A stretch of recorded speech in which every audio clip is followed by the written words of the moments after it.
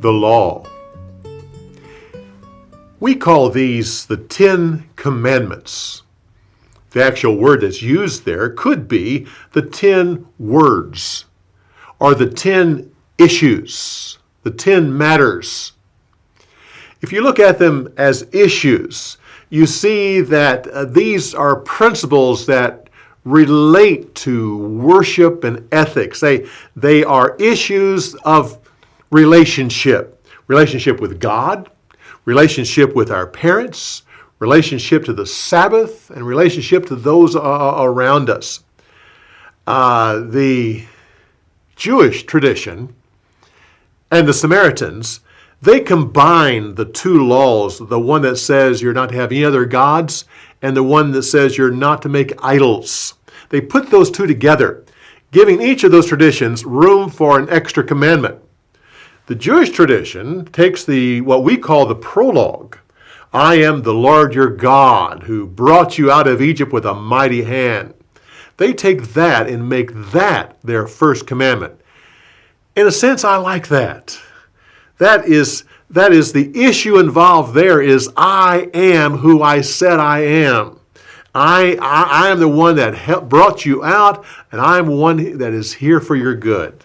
I like that. The Samaritans, they make room for their last commandment, which they hold up Mount Gerizim as an important part of the commandments, how the people were to go there and to set up the laws of God there. I like to deal with these 10 commandments as they relate to Moses in his day and the people, and also how they relate to us. Consider how they relate to us. Each one of these commandments is not just an action, but it's a lifestyle.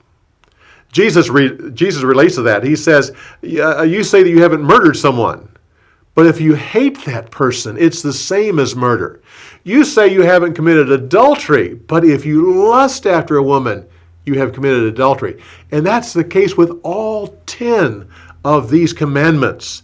They are a lifestyle. You don't just wake up one morning and say, I think I'll be disrespectful of my parents. No, it's a lifestyle of disrespect. It's a lifestyle of coveting.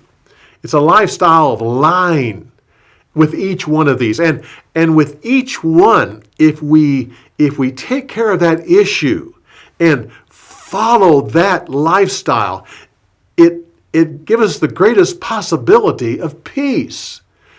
But if we violate even one of these 10 commandments, the lifestyle, it gives us the greatest possibility of disaster in our lives.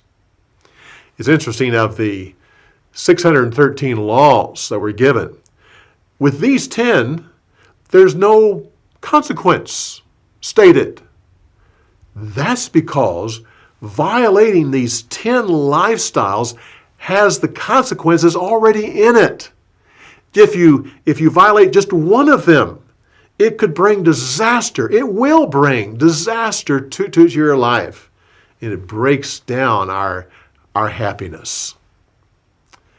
Well, as it relates to Moses, I imagine on the mount as he saw these 10 issues, these 10 words, these 10 commandments, he said, wow, this is exactly what I need.